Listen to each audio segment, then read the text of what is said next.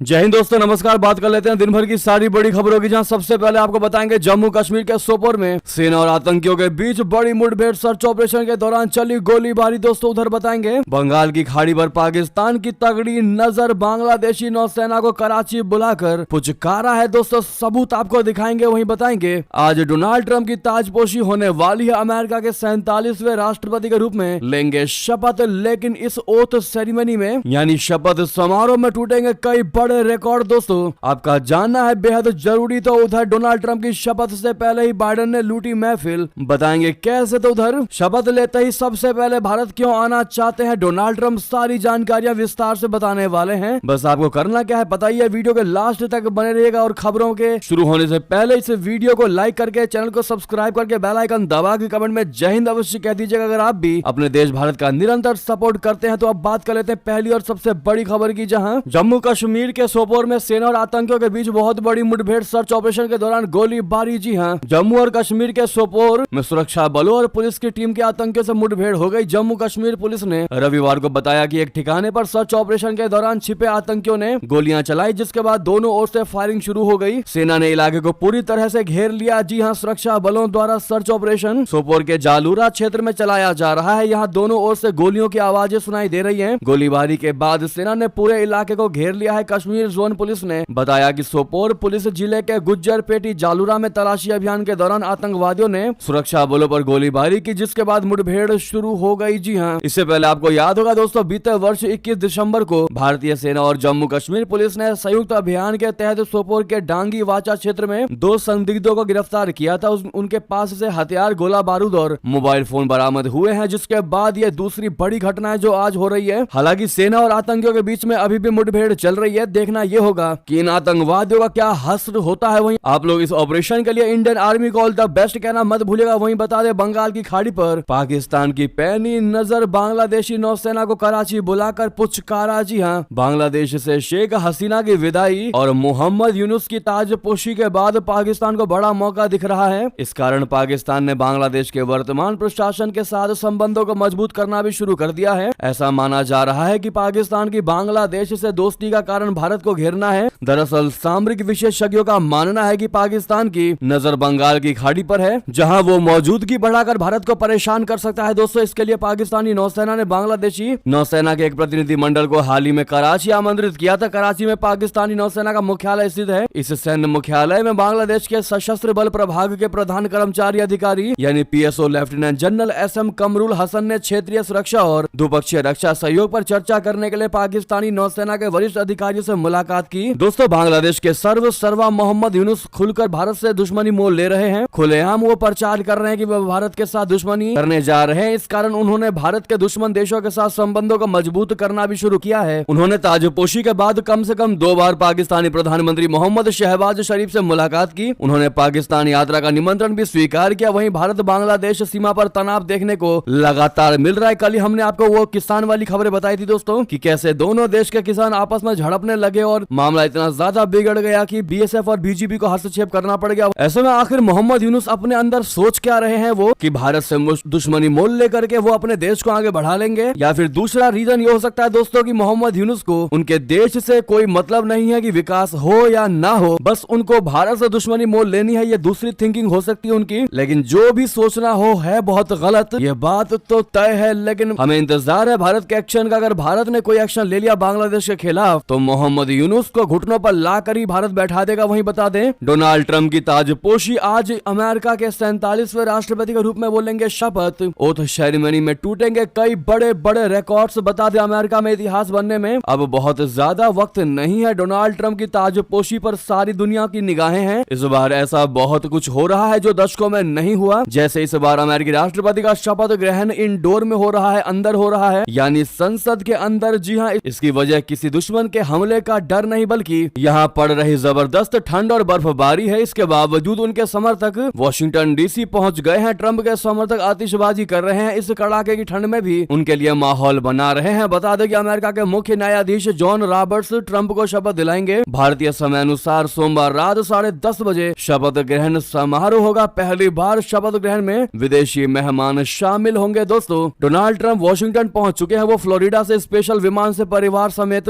Washington पहुंच पहुंचे। इस फ्लाइट को स्पेशल एयर मिशन 47 नाम दिया गया था। मिशन 47 का मतलब है कि डोनाल्ड ट्रंप अमेरिका के 47वें राष्ट्रपति होंगे। ट्रंप के शपथ ग्रहण को लेकर एक तरफ उनके विरोधी गुस्से में है, जबकि उनके समर्थक निराश है। निराशा की वजह है संसद के अंदर होने वाला शपथ ग्रहण है। ट्रंप के शपथ ग्रहण में शामिल होने के लिए उनके समर्थक जोश में थे। बड़ी संख्या में उन्हें शामिल भी होना था, लेकिन प्रोग्राम संसद के अंदर होने की वजह से उनके अरमानों पर पानी फिर गया। रिलायंस इंडस्ट्रीज के चेयरमैन मुकेश अंबानी और नीता अंबानी भी शामिल समारोह में दिखाई देने वाले हैं। इसके अलावा ट्रंप के सलाहकार एलॉन मस्क, अमेज़न के कार्यकारी अध्यक्ष जेफ बेजोस और मेटा प्लेटफॉर्म्स के सीईओ मार्क जकरबर्ग भी इस समारोह में शामिल हो रहे हैं। इस तरह डोनाल्ड ट्रंप का दूसरा शपथ ग्रहण कई परंपराओं को तोड़ते हुए नए रिकॉर्ड बनाने जा रहा है। ऐसे में अगर आप भी डोनाल्ड ट्रंप के राष्ट्रपति बनने से खुश हैं दोस्तों, मानते थे कि बाइडेन की जगह ट्रंप को ही राष्ट्रपति बनना चाहिए था और आज वो दिन आपकी सोच को रियलिटी में बदल रहा है, तो कांग्रेचुलेशन डोनाल्ड ट्रंप कमेंट में लिखेगा दोस्तों। साथ ही साथ आपको अगली खबर बता दें इसी से जुड़ी, जहां पर डोनाल्ड ट्रंप की शपथ से पहले बाइडेन ने लूट ली महफिल। गाजा सीज फायर पर ठोक ली अपनी पीठ। जी हां, अमेरिका के राष्ट्रपति बाइडेन ने कहा है कि युद्ध विराम समझौते के तहत गाजा में बंदूकें खामोश हो गई हैं। बाइडेन ने साउथ कैरोलिना के नॉर्थ चार्ल्सटन में एक चर्च के दौरे के दौरान ये बात कही। युद्ध विराम के तहत रिहा किए जा रहे बंधकों के बारे में उन्होंने कहा कि उन्हें अभी एक कॉल आई जिसमें कहा गया कि तीनों बंधकों को रिहा किया जा रहा है। उन्होंने कहा ऐसा लगता है कि उन लोगों का स्वास्थ्य ठीक है। बता दें कि डोनाल्ड ट्रंप का कहना था कि राष्ट्रपति बनने के बाद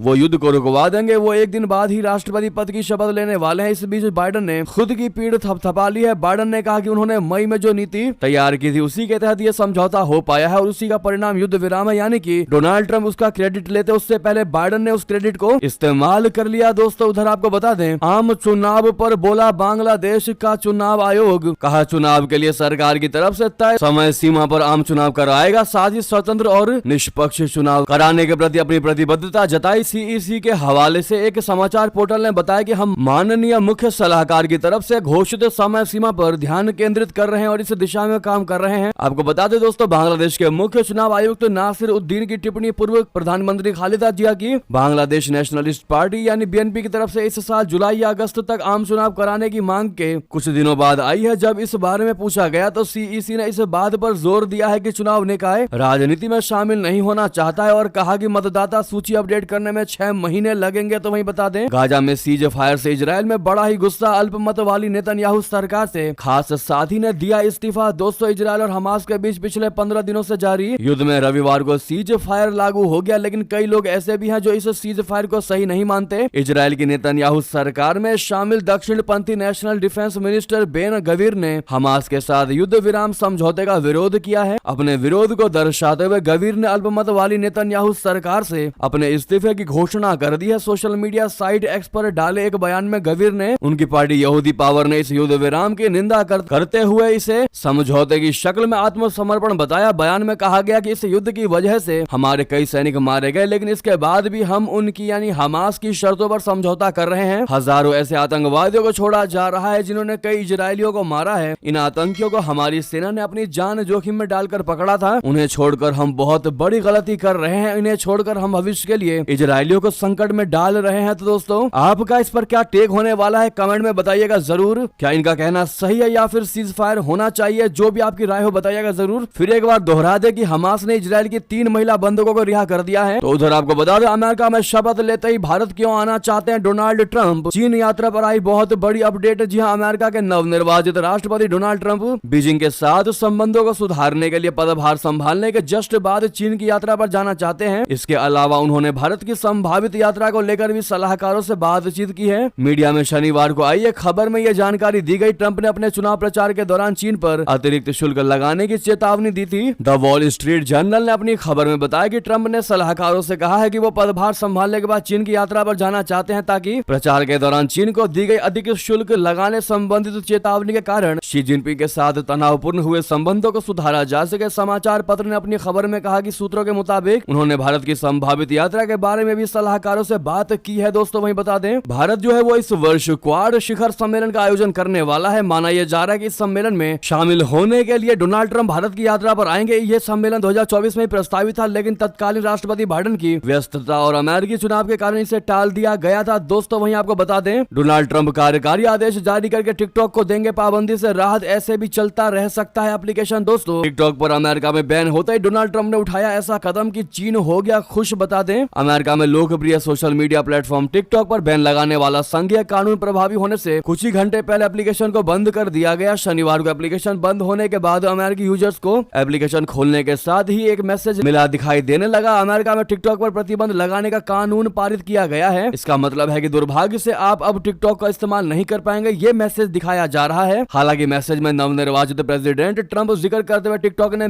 मैसेज में आगे लिखा था कि हम भाग्यशाली हैं कि राष्ट्रपति ट्रंप ने संकेत दिया है कि वो पदभार संभालने के बाद टिकटॉक को बहाल करने के लिए हमारे साथ मिलकर काम करेंगे। तब तक के लिए हमारे साथ बने रहिए। कर्मचारियों को भेजे गए ईमेल में कहा गया है कि प्रेसिडेंट ट्रंप ने 20 जनवरी को पदभार संभालने के बाद टिकटॉक को बहाल करने के लिए एक समाधान पर काम करने की मंशा जाहिर की है। उधर आपको बता दें दोस्तों, आखिर यूक्रेन में किम जोंग उन के सैनिकों के पास अजीबो गरीब चीजें मिली हैं, जैसे कि फावड़ा, तानाशाह का लेटर जैसे चीजें। दोस्तों, यूक्रेनी सैनिकों ने खुलासा किया है कि उत्तर कोरियाई सैनिकों के बैग में मिली चीजों में फावड़ा, रूसी राइफल और तानाशाह किम जोंग उन के भावुक लेटर हैं। किम जोंग के लेटरों से समझा जा सकता है कि कोरियाई सैनिकों पर भावनात्मक दबाव बनाया जा रहा है। यूक्रेन ने कहा कि युद्ध क्षेत्र में उत्तर कोरियाई सैनिकों के बैग से मिले दस्तावेजों से किम जोंग उन के सैनिकों के बारे में बेहतर जानकारी मिल पा रही है, उनकी मनोदशा समझी जा रही है। वॉशिंगटन पोस्ट ने उत्तर कोरियाई सैनिकों के पास से मिली चीजों पर रिपोर्ट जारी की, बताया है कि अपने तानाशाह से अत्यधिक प्रेरित, संगठित, अच्छी तरह से प्रशिक्षित और रूसी सेना के मुकाबले बेहतर सुसज्जित है। हालांकि उन्हें युद्ध में भारी क्षति का सामना करना पड़ रहा है। कोरियाई सैनिकों के बैग से शरीर सुरक्षा कवच उपकरण, फर्स्ट एड बॉक्स, सैन्य पहचान पत्र, एक फावड़ा, एक यूक्रेनी निर्मित चाकू और 2 आधुनिक रूसी असॉल्ट राइफलें मिली हैं। यूक्रेन का दावा है कि हाल के हफ्तों में मारे गए कोरियाई सैनिकों के पास से इन चीजों को बरामद किया गया है। दोस्तों, वहीं आपको बता दें, खतरे में आ गई सैकड़ों यात्रियों की जान। पाकिस्तानी पायलट ने गलत रनवे पर उतार दिया विमान। और फिर क्या हुआ बता दें, पाकिस्तान से अक्सर ऐसी खबरें आती रहती हैं जिनकी वजह से उसे शर्मिंदगी का सामना करना पड़ता है। हाल ही में पाकिस्तान ने अपना पहला घरेलू सैटेलाइट लॉन्च किया था, जिसको लेकर लोगों ने उसे खूब ट्रोल किया है। अब पाकिस्तान इंटरनेशनल एयरलाइंस यानी PIA के कर्मचारियों की बड़ी लापरवाही सामने आई है। बताया जा रहा है कि PIA की एक फ्लाइट में उस समय गंभीर हादसा हुआ जब पायलट ने विमान को गलत रनवे पर उतार दिया। दावा किया जा रहा है कि यह घटना लाहौर के अल्लामा इकबाल इंटरनेशनल एयरपोर्ट पर कोहरे की वजह से पेश आई है। सूत्रों ने शनिवार को बताया कि दम्मम से मुल्तान जा रही PIA की फ्लाइट PK-150 को खराब मौसम की वजह से लाहौर डाइवर्ट किया गया। हालांकि लैंडिंग के दौरान पायलट ने गलत रनवे पर लैंडिंग करके बड़ी गलती कर दी, जबकि सेंट्रल रनवे उस फ्लाइट के लिए मौजूद था। दोस्तों, इसके अलावा लैंडिंग के समय रनवे की लाइटें बंद कर दी गई। इस फैसले से विमान में सवार सभी यात्रियों की सुरक्षा खतरे में पड़ गई। दावा किया जा रहा है कि मामले की जांच जारी की वजह से कैप्टन और फर्स्ट ऑफिसर दोनों को रोक दिया गया है। वहीं आपको बता दें, केजरीवाल पर भड़के दिल्ली बीजेपी के चीफ, उन्होंने कहा कि जब सैफ अली पर हुए हमले का आरोपी बांग्लादेशी निकला तो साध ली केजरीवाल ने चुप्पी। जी हां, भारतीय जनता पार्टी के दिल्ली प्रदेश अध्यक्ष वीरेंद्र सचदेवा ने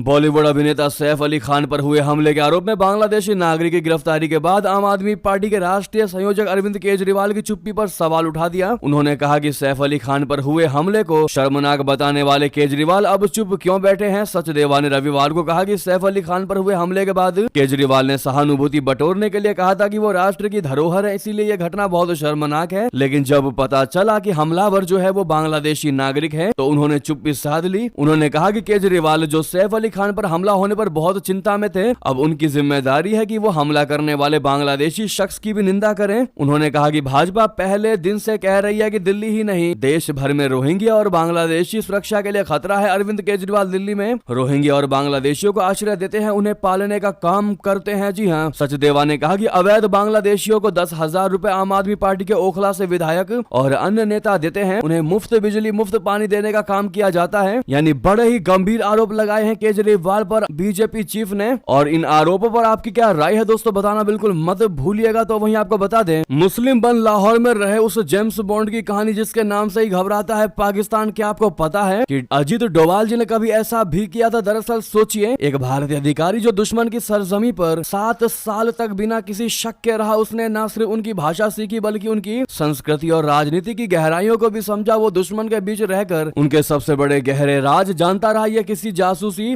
उपन्यास की कहानी नहीं बल्कि भारत के राष्ट्रीय सुरक्षा सलाहकार NSA अजीत डोभाल की हकीकत है। दोस्तों, 20 जनवरी को वो 80 साल के हो गए। आज एक ऐसा शख्स जिसे भारत का जेम्स बॉन्ड कहा जाता है, जिसके नाम से ही पाकिस्तान के हुक्मरान कांप उठते हैं, आज उनका जन्म दिवस है। दोस्तों, आज ही उनका जन्म हुआ था 20 जनवरी 1945 को, और यही कारण है कि हम आपको उनके बारे में आज बता रहे हैं। ऐसे में सबसे पहले आपको क्या करना है दोस्तों, कमेंट में भारी मात्रा में हैप्पी बर्थडे अजीत डोभाल जी। कह दीजिएगा आपको बता दे डोभाल जी की जिंदगी किसी रोमांचक फिल्म से कम नहीं है। चाहे आतंकवादियों को झुकाना हो, दुश्मन की रणनीतियों को मात देना हो या फिर देश की सुरक्षा को नई दिशा देनी हो, अजीत डोभाल जी हर मोर्चे पर अपनी छाप छोड़ते आए हैं। अजीत डोभाल जी ने अपने करियर के दौरान कई जोखिम भरे मिशन को अंजाम दिया। उन्होंने पाकिस्तान में 7 साल तक अंडर कवर एजेंट के रूप में काम किया। इस दौरान उन्होंने उर्दू भाषा, पाकिस्तानी इतिहास और संस्कृति में महारत हासिल की, जिससे वे वहां गुप्त रूप से अपनी जिम्मेदारियां निभा सके। डोभाल जी ने खुद को मुस्लिम के रूप में पेश करके पाकिस्तानी खुफिया तंत्र को चकमा दिया और भारत के लिए महत्वपूर्ण जानकारियां जुटाई। उन्होंने मिजोरम और कश्मीर में भी शांति को स्थापित किया। इराक में फंसी भारतीय नर्सों की रिहाई करवाई। बड़े बड़े ऑपरेशंस को इन्होंने अंजाम दिया है दोस्तों, जो कोई दूसरा कर भी नहीं पाता। ऐसे में अजीत डोभाल जी को लेकर आपकी नजर में उनके कैसे विचार है, कमेंट बताना बिल्कुल मत भूलिएगा। वहीं आपको बता दें भारतीय महिला टीम ने रच दिया इतिहास, नेपाल को हराकर पहला खो खो विश्व कप जीता। जी हां, भारतीय महिला खो खो टीम ने नेपाल को हराकर अपना पहला खो खो विश्व कप खिताब जीत लिया है। रविवार को दिल्ली के इंदिरा गांधी इंडोर स्टेडियम में खेले गए फाइनल मुकाबले में प्रियंका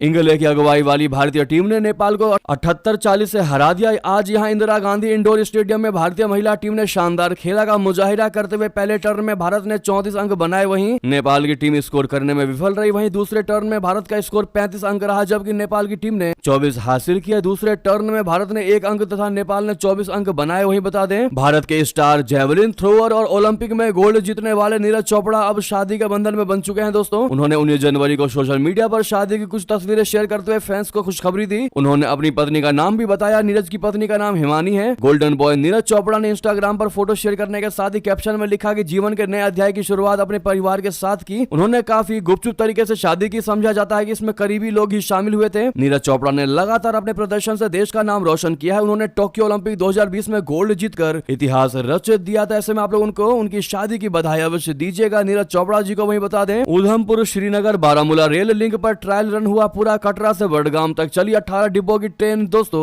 उधमपुर श्रीनगर बारामूला रेल लिंक यानी USBRL के कटरा बडगाम रेलवे ट्रैक पर ट्रायल रन पूरा कर लिया गया है। रविवार सुबह 8 बजे ये फाइनल ट्रायल रन शुरू किया गया। 18 डिब्बों की AC ट्रेन ने कटरा रेलवे स्टेशन से कश्मीर की तरफ रवाना हुई थी। रेलवे अधिकारियों ने बताया कि ट्रेन अब बडगाम पहुंच चुकी है, जिससे USBRL का आखिरी ट्रायल पूरा हो गया है। जम्मू कश्मीर में कनेक्टिविटी को बेहतर बनाने के नजरिए से रेलवे लाइन बिछाई जा रही है और सड़कें और टनल्स बनाए जा रहे हैं। जी हाँ, इन्हीं में से योजनाओं में से एक उधमपुर श्रीनगर बारामूला रेल लिंक भी है। साथ ही साथ बता दें भारत और सिंगापुर के बीच विश्वास और साझेदारी का नया युग होगा शुरू। भारत की आर्थिक ताकत बढ़ेगी। जी हाँ, सिंगापुर के राष्ट्रपति थरमन शानमुगरत्नम ने हाल ही में कहा कि भारत वैश्विक अर्थव्यवस्था में एक महत्वपूर्ण ध्रुव के रूप में उभर रहा है और सिंगापुर इसे समर्थन देने के लिए तैयार है। शानमुगरत्नम ने भारत की बढ़ती आर्थिक ताकत और वैश्विक राजनीति में इसके बढ़ते प्रभाव पर जोर दिया। उनका कहना था कि सिंगापुर और भारत के बीच सहयोग को एक बार एक नए स्तर पर पहुंचाने के लिए दोनों सरकारें सक्रिय रूप से काम कर रही हैं। वहीं बता दें भारतीय जनता पार्टी को जल्द मिलेगा नया राष्ट्रीय अध्यक्ष, तारीख लगभग तय। रेस में इन नेताओं के आज भी नाम दोस्तों। भारतीय जनता पार्टी अपने नए राष्ट्रीय अध्यक्ष की नियुक्ति दिल्ली विधानसभा चुनावों के बाद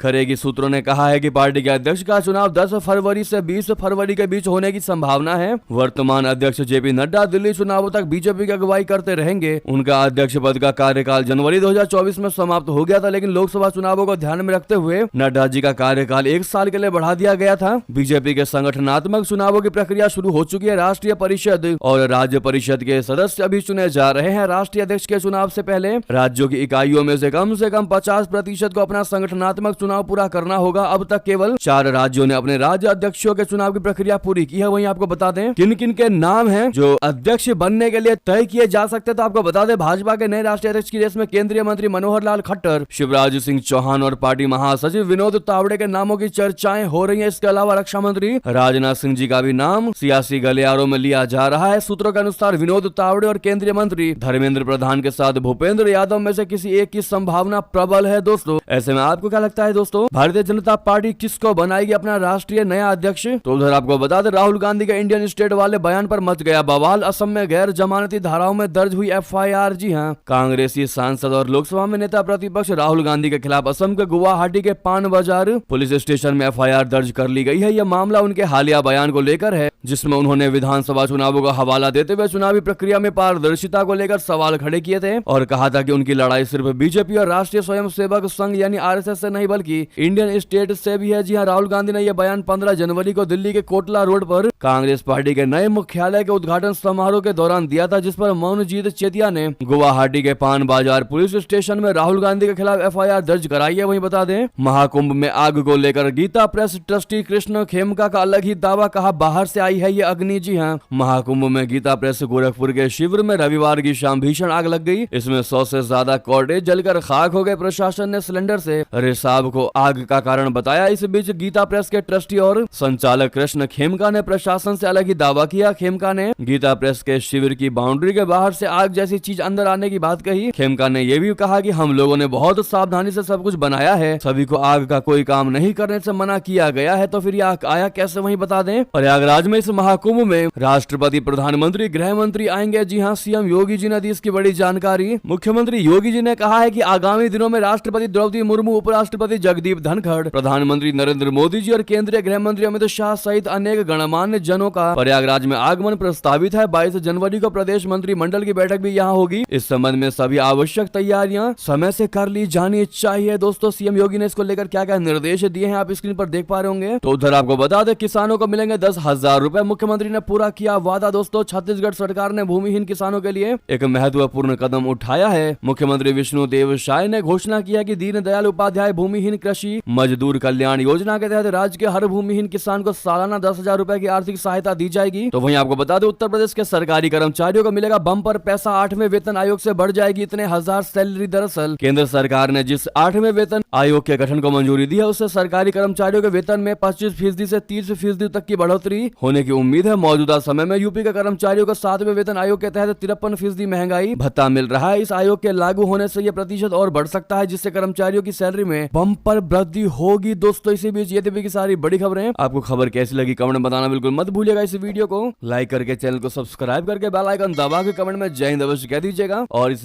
वीडियो को दोस्तों, भाइयों में, साथियों में, रिश्तेदारों में शेयर करना मत भूलिएगा। मिलता है अगली बड़ी खबर में। बहुत बहुत धन्यवाद। जय हिंद, जय भारत।